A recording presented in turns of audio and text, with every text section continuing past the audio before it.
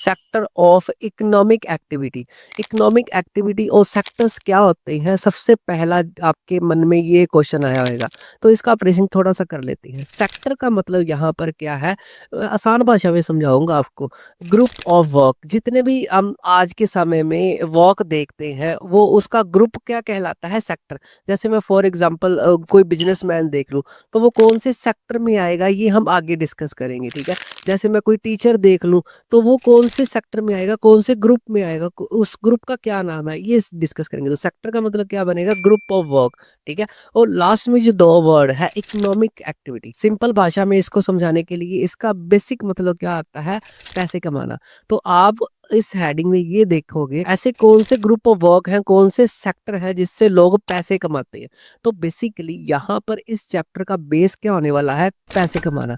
लोग कैसे पैसे कमाते हैं, कैसे मार्केट चलती है, और मार्केट से रिलेटेड बहुत सारी टिपिकल टर्म्स हम डिस्कस करेंगे, ठीक है। तो इस हेडिंग को डिस्कस करवाने से पहले ना एक वर्ड डिस्कस करवा देता हूँ आपको, जीडीपी, काफ़ी बार यूज होएगा, ठीक है। तो जीडीपी की फुल फॉर्म भी बताऊंगा, जीडीपी का पहले मतलब समझ लो भाई होता क्या है।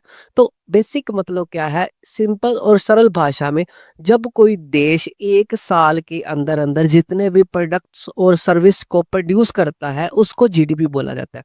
मतलब फॉर एग्जांपल, अगर मैं कार बनाने वाली कंपनी हूँ और जितने भी मेरी कंपनी एक साल में प्रोडक्ट बनाएगी, एक साल में कारें बनाएगी, वो उतनी ही बिकेंगी, और बिकेंगी तो मैं टैक्स दूंगा, वो देश की भी डेवलपमेंट होगी। तो जीडीपी क्या करती है, देश की डेवलपमेंट को मेजर करने में हेल्प करती है। इसकी फुल फॉर्म क्या रहेगी, ग्रॉस डोमेस्टिक प्रोडक्ट। इसकी डेफिनेशन जैसे मैंने आपको सिंपल भाषा में समझाई, वैसे ही इसकी डेफिनेशन आपने याद रखनी है। तो इसकी डेफिनेशन क्या है, total money value of all final goods and services produce with in a year of any country. तो मैंने यहाँ पर स्ट्रेस दिया था फाइनल, फाइनल गुड्स और सर्विसेज जितने भी किसी देश में प्रोड्यूस होती हैं एक साल के अंदर अंदर, वो जीडीपी बोला जाता है। यहाँ पर जैसे फुल फॉर्म में लिखा है ना, ग्रोस डोमेस्टिक प्रोडक्ट। डोमेस्टिक का मतलब क्या होता है, जितने भी किसी कंट्री के अंदर जो प्रोडक्ट तैयार होते हैं, फाइनल है, जो रेडी टू सेल है, उसको जीडीपी बोला जाता है। अब जीडीपी कैसे डेवलपमेंट को मेजर करेगी, एक देश लगा लो या एक दुकान लगा लो। एग्जांपल छोटी सी दूंगा आपको, जिसके पास 10 रेडी लड्डू है, मतलब लड्डू उसके पास रेडी है और वो बेचने के लिए तैयार है, और एक देश या एक शॉप है जहां पर लड्डू अभी तक तैयार नहीं हुए हैं, तो लोग कौन से प्रोडक्ट को खरीदेंगे, इसके पास है जिसके लड्डू 10 के 10 रेडी है, और जिसके लड्डू रेडी हैं वो खरीद लेंगे और उसके पास पैसे आ जाएंगे बेचने के बाद। तो जीडीपी इसको ही बोला जाता है। किसी भी देश के अंदर, डोमेस्टिक बोला ना, डोमेस्टिक का मतलब होता है जैसे घर के अंदर, जैसे dog is a domestic animal, घर के अंदर वाला, मतलब जिसको हम घर में रख सकते हैं। तो ऐसे प्रोडक्ट जो डोमेस्टिक है, किसी भी कंट्री के अंदर रेडी है, रेडी बेचने के लिए रेडी है, वो जीडीपी कहलाती है। तो जीडीपी की आपको फुल फॉर्म आ सकती है, या जीडीपी की आपको डेफिनेशन आ सकती है, आपने एज इट इज ही लिखनी है, ठीक है। अगला कंसेप्ट आता है, जीडीपी को भाई कौन मेजर करता है, चाहे एक ऑर्गेनाइजेशन, उसका नाम याद रखना, आपने सुना होगा सेंट्रल गवर्नमेंट मिनिस्ट्री। जो सेंट्रल गवर्नमेंट होती है, किसी भी देश की सेंट्रल गवर्नमेंट होती है, वो जीडीपी को काउंट करती है, जीडीपी को मेजर करती है। आपको यहाँ पर इन बिटवीन क्वेश्चन क्या आएगा, या एमसीक्यूज में आ सकता है, जीडीपी को कौन मेजर करता है, तो सेंट्रल गवर्नमेंट करती है। या जीडीपी की फुल फॉर्म क्या है, तो ये लिख देनी है, डेफिनेशन क्या है तो ये लिख देनी है, ठीक है। आई होप ये बेसिक स्ट्रक्चर जो जीडीपी काफी बार यूज होएगा तो आपको अच्छे से समझ आएगा। जिस देश की प्रोडक्शन, जिस देश में रेडी प्रोडक्ट, फाइनल प्रोडक्ट सबसे ज्यादा होंगे, उस देश की जीडीपी भी उतनी ज्यादा होगी, और जिस देश की जीडीपी ज्यादा है उस देश को रिच बोला जाएगा। मतलब जो देश की रेडी प्रोडक्ट ज्यादा है वो देश रिच होएगा, और जिसके पास रेडी प्रोडक्ट इतनी ज्यादा नहीं है वो देश इतना ही एवरेज, मिडल और या गरीब बोला जाएगा, ठीक है। आई होप ये बेसिक कंसेप्ट आपको चैप्टर के रिलेटेड अच्छी तरह समझ आ गया।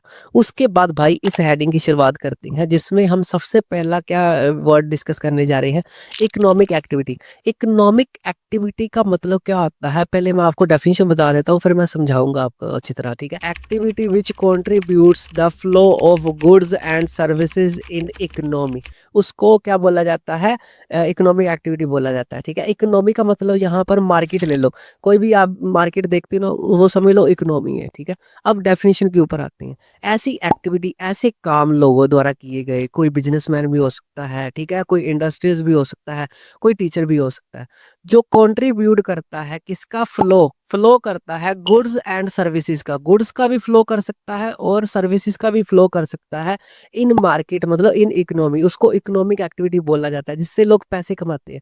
फॉर एग्जांपल यहाँ पर मैंने गुड्स और सर्विसेज बोला ना, तो मैं एक कार बनाने वाली कंपनी हूँ, जितनी ज़्यादा कंट्रीब्यूट करूंगा कार बनाने में, जितनी ज़्यादा कारें बनाऊंगा उतनी ही लोगों के पास प्रोडक्ट आएंगे और उतना ही वो लोग उसको यूज़ करके उस कंपनी को पैसे देंगे। तो गुड्स का समझ आ गया। सर्विसेज फॉर एग्जांपल मैं टीचर हूँ या डॉक्टर हूँ, सिर्फ और सिर्फ सर्विसेज देता हूँ अपनी, ठीक है। अब टीचर ना तो कोई चीज़ प्रोडक्ट पैदा करता है, वो तो क्या करता है अपनी नॉलेज को एक्सप्लेन करता है, तो सर्विसेज देता है। तो कोई भी सर्विसेज या गुड्स कोई भी मार्केट में फ्लो करवाया जाता है उसको इकोनॉमिक एक्टिविटी बोला जाता है। इकोनॉमिक एक्टिविटी का मेन एम क्या होता है, मनी को अर्न करना। और इकोनॉमिक एक्टिविटी, अब मान लो टीचर हूँ तो मेरी इकोनॉमिक एक्टिविटी क्या होगी, टीचिंग है, ठीक है। मैं बिजनेसमैन हूँ तो बिजनेस क्या है मेरे लिए, इकोनॉमिक एक्टिविटी जिससे मैं पैसे कमाता हूँ। आई होप ये इकोनॉमिक एक्टिविटी का कंसेप्ट आपको अच्छी तरह समझ आ गया। अब भाई मेन मुद्दे की बात करते हैं जिसके ऊपर ये पूरी की पूरी हेडिंग बेस्ड है। वो क्या है, 3 सेक्टर्स जो जीडीपी में अपना कंट्रीब्यूशन देते हैं। मतलब 3 सेक्टर्स के बारे में डिस्कस करेंगे। सेक्टर का मतलब मैंने क्या बताया था, ग्रुप ऑफ वर्क। वर्क के कितने ग्रुप्स होते हैं, कौन सी क्लासिफिकेशन है जो जीडीपी में योगदान देती है। जीडीपी क्या होती है मैंने अच्छी तरह समझा दिया, ठीक है। इन 3 सेक्टर्स में कौन कौन से प्रोडक्ट बनते हैं ready to sell in market जो प्रॉफिट करवाते हैं, ठीक है। तो आपने 3 सेक्टर किसके नाम याद रखने हैं, प्राइमरी सेक्टर, सेकेंडरी सेक्टर और टर्शरी सेक्टर। तो ये 3 सेक्टर आपने नाम याद रखने। आपको 3 सेक्टर्स के ऊपर क्वेश्चन आ सकता है, एमसीक्यूज आ सकता है, तो आपने तीनों के नाम याद रखने। तो आइए डेटा याद करते हैं। प्राइमरी में क्या होता है, सेकेंडरी में कौन सी जॉब्स आती हैं और टर्शरी सेक्टर में कौन सी जॉब्स आती हैं, ठीक है। तो बेसिकली हम जॉब्स ही डिस्कस करेंगे। जो जॉब्स क्या है, पैसे कमाती है। जॉब्स क्या है, इकोनॉमिक एक्टिविटी है, ठीक है। आई होप ये अब आपको थोड़ा सा कंसेप्ट क्लैरिटी हो रही है हम करने क्या वाले हैं, ठीक है। प्राइमरी सेक्टर क्या बोला जाता है, प्राइमरी सेक्टर की डेफिनेशन क्या होती है, it includes activity that use natural resource directly. एक ऐसी एक्टिविटी, एक ऐसा काम करने का तरीका है जो डायरेक्टली किसके साथ जुड़ी होती है, नेचुरल रिसोर्सेज के साथ जुड़ी होती है, जो नेचुरल रिसोर्सेज को यूज करके पैसा कमाती है। एग्जाम्पल आपने याद रखनी है, जैसे एग्जाम्पल बोलूंगा ना आपको अच्छी तरह समझ आ जाएगा। जैसे फार्मिंग, लोग खेती बाड़ी करते हैं, नेचुरल रिसोर्सेज को यूज करते हैं, ठीक है, प्रोड्यूस करके बेचते हैं तो इससे पैसा कमाते हैं, ठीक है।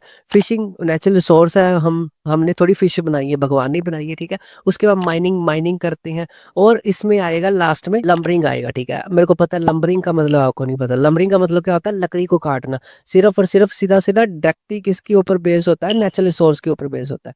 तो आपको प्राइमरी सेक्टर के बारे में आएगा तो ये सारा डेटा आपने लिखना है। उसके बाद बात करते हैं सेकेंडरी सेक्टर। सेकेंडरी सेक्टर बोल दो, सेकेंडरी एक्टिविटी बोल दो। सेकेंडरी सेक्टर में क्या आएगा, मैन्युफैक्चरिंग एंड इंडस्ट्रीज वर्क आ जाएगा। जितने भी मैन्युफैक्चरिंग होते हैं, मैन्युफैक्चरिंग होती है, इंडस्ट्रियल काम होता है, वो सारा का सारा सेकेंडरी डिपार्टमेंट के पास जाता है, सेकेंडरी सेक्टर के पास जाता है।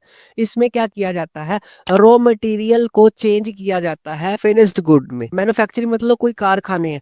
अब मान लो एक किसान है जिसने क्या कर दिया, रुई को प्रोड्यूस कर दिया, रुई उगाई है, ठीक है। रुई के जो पेड़ होते हैं, ठीक है, जिससे रुई मिलती है। तो सेकेंडरी सेक्टर ने क्या किया, उस रुई को, रॉ मटेरियल को क्या था, फाइनल प्रोडक्ट बना दिया। जैसे रुई का कोई भी प्रोडक्ट लगा लो, जैसे पिल्लो बना दिया उसने। तो प्राइमरी सेक्टर का काम होता है नेचुरल रिसोर्सेज के थ्रू पैसा कमाना। और सेकेंडरी सेक्टर क्या होता है, जो प्राइमरी सेक्टर ने जो प्रोडक्ट उगाया है उसको क्या कर देना, उसको दूसरा प्रोडक्ट बना देना। जब मतलब यहाँ पर हम क्या कर रहे हैं, मैन्युफैक्चरिंग की बात कर रहे हैं। तो आपको आ सकता है मैन्युफैक्चरिंग कौन से सेक्टर से रिलेटेड है, तो सेकेंडरी सेक्टर से रिलेटेड है। उसके बाद लास्ट सेक्टर डिस्कस करते हैं, tertiary sector. Tertiary sector basically service देता है, ना तो वो प्रोड्यूस करता है ना तो वो मैन्युफैक्चर करता है, वो सिर्फ और सिर्फ क्या करता है, अपनी सर्विसेज देता है। इसकी एग्जांपल समझाऊंगा, आपको अच्छी तरह समझ आएगा। जैसे इसकी एग्जांपल है transportation, doctor, teacher, banking etcetera. और जो टर्शरी सेक्टर है वो क्या करता है, हेल्प इन डेवलपमेंट, किसी भी देश की डेवलपमेंट के लिए हेल्प करता है। तो टर्शरी सेक्टर क्या देता है, सर्विस देता है, सिर्फ और सिर्फ सर्विस देता है। इसको ना बढ़िया एग्जांपल से समझाऊंगा। पहले ये नोट वाली बात आप नोट रख लो, नोट रखनी है। ये तीनों के तीनों सेक्टर है ना, वो इंटरडिपेंडेंट है, ईच अदर, एक दूसरे के ऊपर डिपेंड है। अगर इन दो तीनों में से एक भी सेक्टर ना होएगा तो कोई भी सेक्टर नहीं चलेगा। इसको एग्जांपल से समझाऊंगा, बड़ी अच्छे से समझ आएगा, ठीक है।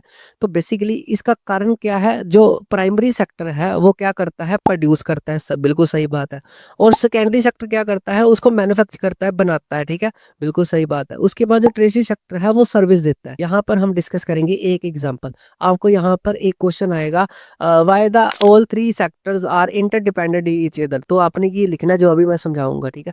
प्राइमरी सेक्टर मैंने लिखा है ना, तो प्रोड्यूस करता है, जैसे फॉर एग्जांपल प्राइमरी सेक्टर ने एक आलू मतलब पोटैटो ग्रो किया, सही बात है।